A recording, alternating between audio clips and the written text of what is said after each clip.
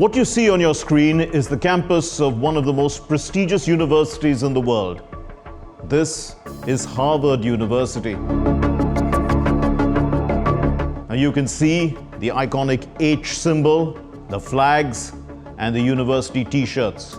But right now, Harvard is making headlines. But why? The reason is the US President Donald Trump. Well, look, part of the problem with Harvard is that there are about 31%, almost 31% of foreigners coming to Harvard.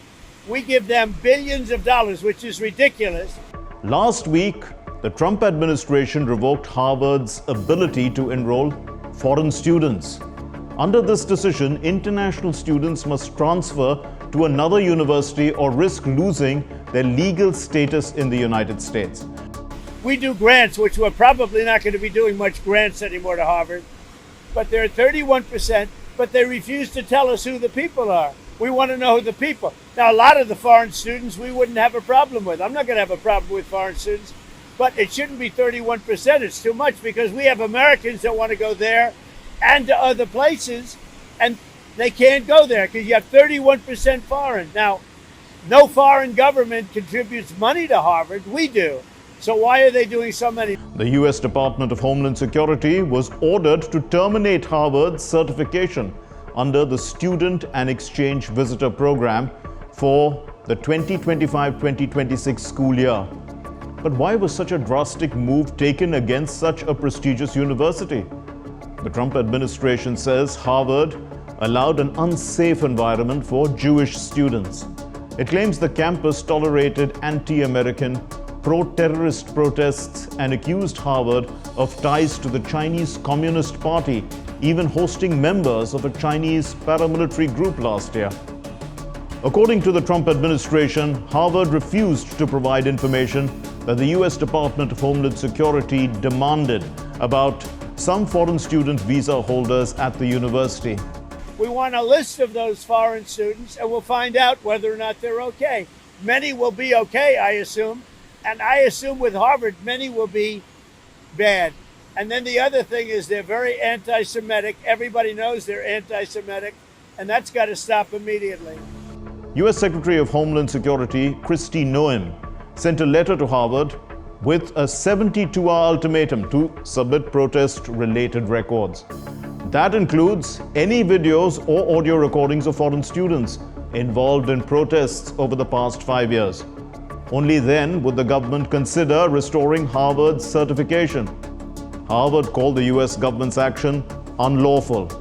A federal judge has now temporarily blocked the administration's action, saying it would cause immediate harm to the university and more than 7,000 international students. But this court order is temporary, and the Trump administration has said it will appeal. Now let's look at the numbers. In the 2024-2025 academic year, Harvard enrolled about 6,800 international students, roughly 27% of its student body. The largest groups of foreign students came from China, which amounts to about 20%. After that were students from Canada, India, UK, South Korea, and others. Harvard has now filed a lawsuit against the Trump administration. In a complaint filed in a federal court in Boston, the university called the decision a blatant violation of the First Amendment and other federal laws. Harvard said, without its international students, Harvard is not Harvard. The Trump administration has already frozen $3 billion in federal grants to the university. All this began when Harvard students joined pro-Palestinian demonstrations on and off campus, protesting against Israel's military actions in Gaza. Since President Trump took office in January, his administration has accused universities of failing to protect Jewish students during these protests. This is part of a broader clash between the White House and elite universities. President Trump and his supporters claim that institutions like Harvard show a left-wing bias and don't align with American values. Harvard is not alone. At Columbia University, similar protests led to the Trump administration to cancel $400 million in federal funding also citing anti-Semitism on campus. So what happens if Harvard loses its certification? Thousands of international students could lose their legal status overnight. Students who already paid tuition, secured visas, and booked flights might be locked out of the country. Those already on the campus would have to leave or transfer to another certified school. Even if Harvard wins in court, this situation could discourage future applicants from abroad.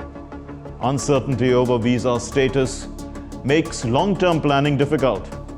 What does this mean for Indian students? India sends more students to the US than any other country, over 337,000 in the year 2024. At Harvard alone, 788 Indian students could be directly impacted.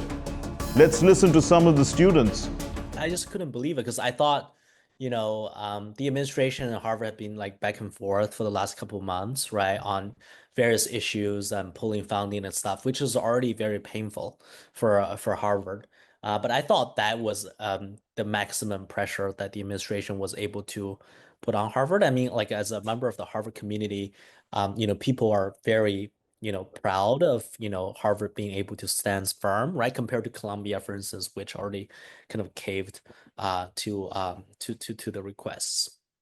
But then, I guess today kind of really fundamentally reset people's belief, in how far the administration could go. It is definitely shocking and very uncomfortable for all of us, but we have to say that we prepared for this. I mean, there were warnings before and we always accounted for this possibility. It might happen. It's a real fear and a real threat. So it might happen. Even if we win at court, we do not know if the government will accept that or if the whole situation will just take too long for us to react in time. Even high-profile students are at risk.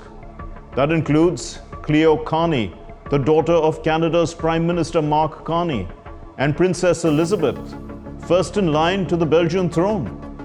After the US government's move this week to block Harvard University from enrolling foreign nationals, a university in Hong Kong has promised unconditional offers for international students.